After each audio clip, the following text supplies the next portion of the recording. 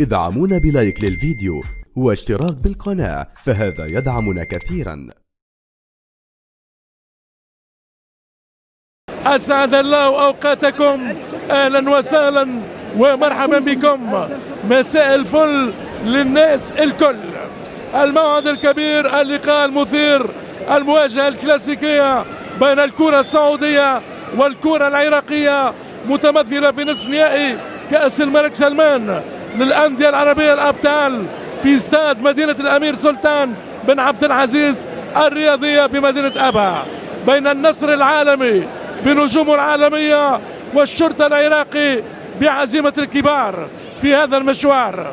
الرهان مكان في الدور النهائي يوم 12 أغسطس القادم. الخيبري أندرسون تاليسكا رائع اللقطة، تعدي برازوفيتش، الحكم يعود يعطي الفرصة والمخالفة. عالم عالية الكرة، هذه الكرة خطورة، والحارس أحمد باسل، فرصة كبيرة لفريق النصر، والحارس أحمد باسل الحارس المناسب في المكان المناسب بعد 9 مواسم في انتر ميلانو. رونالدو وكأنه عمره 20. رونالدو بكل الحنين، رونالدو متألق منه، نجوم عالمية في هذه الأوقات الكروية.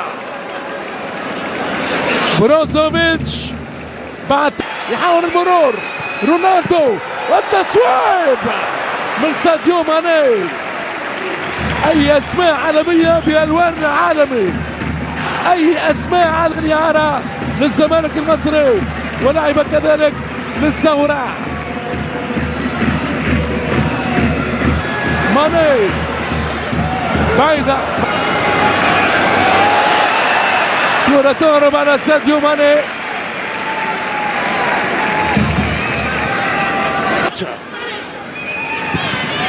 طويلة بالراس، كرار لعبد السارة مرة أخرى، محاولة التصويب قوي، تصويب من أمير صباح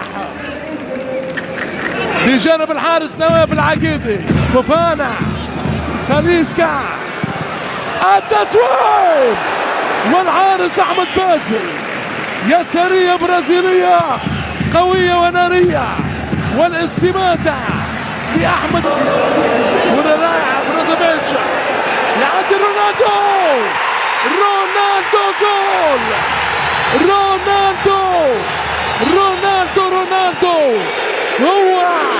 هو رونالدو امبراطور الكرة، رونالدو الأسطورة، خيال كل الخيال، دلال كل الدلال، أكبر قناص يلعب المدافعين وكل الحراس. كريستيانو رونالدو ملك